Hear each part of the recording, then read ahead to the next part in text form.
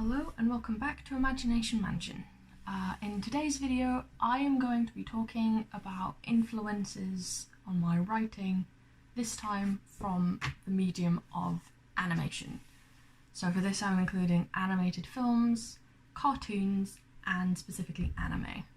So animation to me is sort of like the quote of "a picture speaks 1,000 words", but almost better, because you're not constricted by like a photograph. So you're not constricted by what's real or what you can build or kind of what CGI or props or whatever you have at the moment. You can kind of do whatever you want with animation. I love animation for how you can go crazy with backgrounds, you can go crazy with character design, with technology and magic too. Because I know that like shows like Star Trek and Star Wars and stuff like that are pretty, imaginative with their costumes and their space battles and stuff like that. But there's just something about animation and the way that animation can do it, and the way that as long as you can draw it, as long as you can, turn that drawing into animation, you can do anything, that really, really appeals to me. And I kind of wish I'd been better at both art and IT at school, so I could have at least, dabbled in that kind of area. As someone who likes to draw as well, because I know I said like I'm not excellent at it, but I'm getting better. I am learning. You can check me out on my Instagram and stuff like that, and on my website. I'll link them below.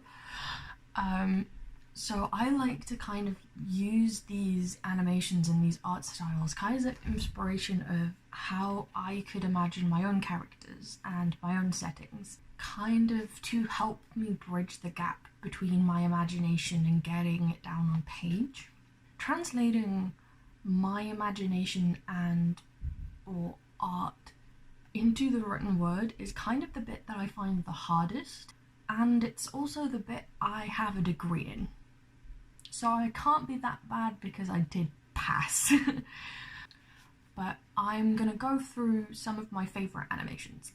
And unlike the books and the films influences that I made, these do kind of go in an order. All of them have influenced me, and I love all of them, but they've all kind of had different, I guess it's not amount of influence, it's just different influence. Because some of them will only influence an aspect of my stories, and then some of them will influence them a lot. For some of them it's like the technology or the magic systems, and then for some of them it's literal, like how to world build and stuff like that. But anyway, I'll get on to the list. So I'll go backwards. So in 7th place is Avatar: The Last Airbender. Now, I love this show, I really do, but the thing that grasps me the most, and kind of like the only thing that stayed with me, was the magic system, was the elemental powers that they all have. And I find myself, accidentally or on purpose, kind of taking from that and kind of repeating that, and at least showing elements.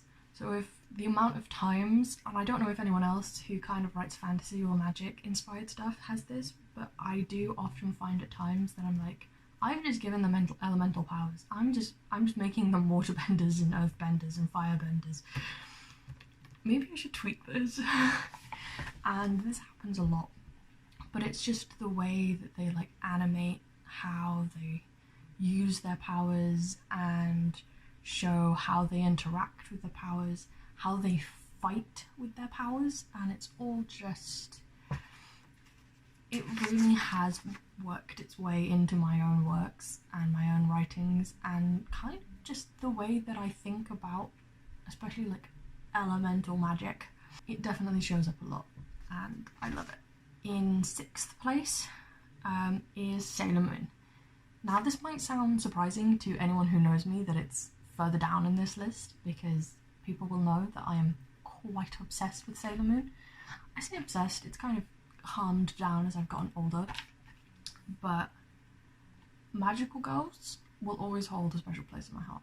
Not all of them, like I wouldn't call myself like a connoisseur of magical girls, I haven't watched that many, but definitely Sailor Moon has like a special place in my heart, and just that 90s anime style.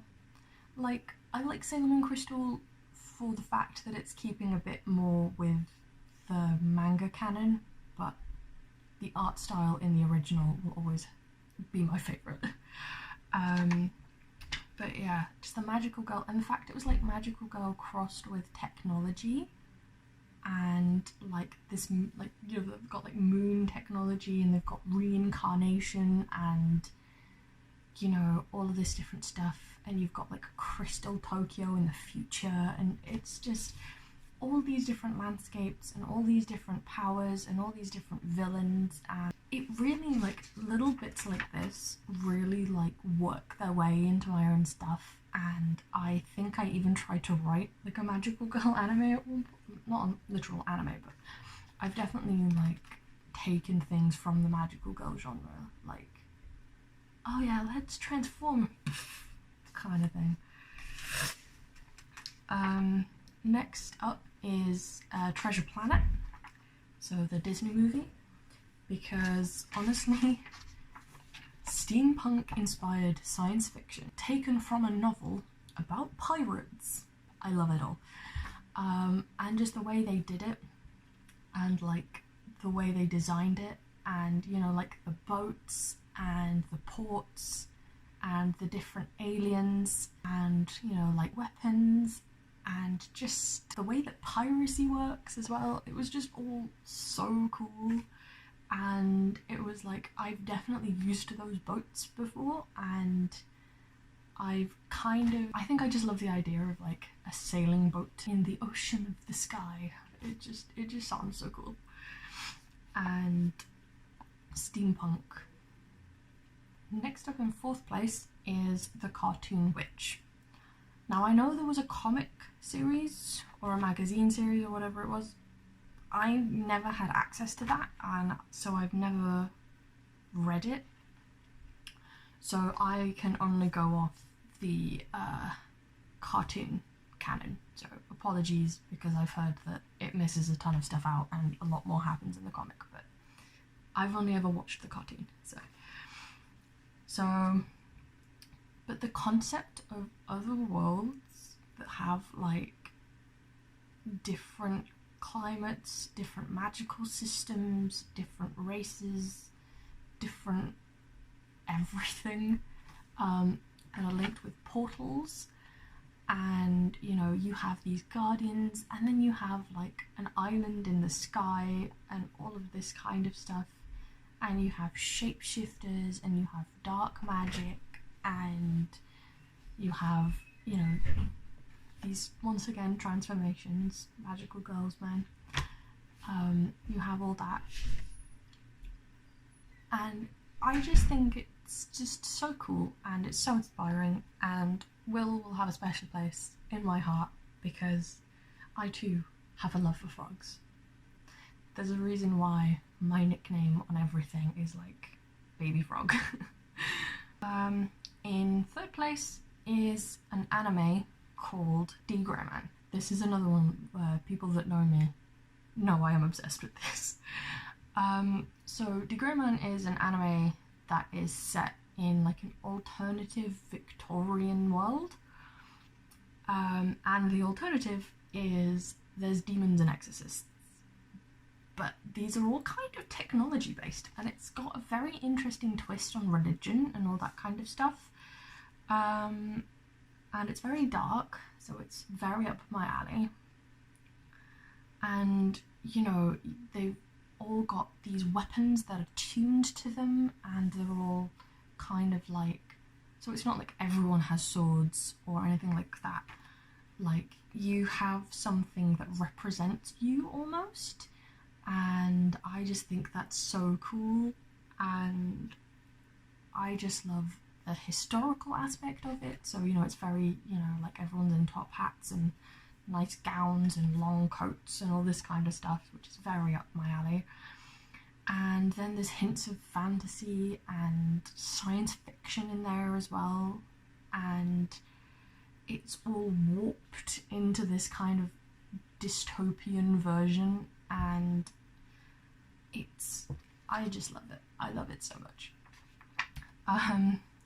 The next two are kind of similar in a way. So second place goes to another anime called Nadia, Secret of Blue Water. This is another oldish anime, like this came out in the 90s, I want to say. It's just, I love it. Like, it's got that very old anime feel, so it's got that, you know, like the twee opening and stuff.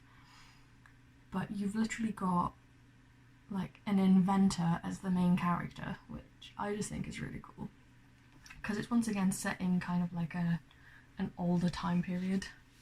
So it's got aspects of, yeah, sort of like history in there and everything that goes along with that. And then you've got the journey, you know, they're trying to find out where Nadia comes from. And then you've got hints of Jules Verne in there, with Captain Nemo, which, as, you know, a lover of Jules Verne, I am very happy about. And then you also have Atlantis, which, once again, I love. Like, something about Atlantis has always intrigued me. And, like, all these documentaries where they try and find it and stuff, obviously no one's found it yet. And they may never do so because, you know, it might not exist. But it always just fascinates me so much.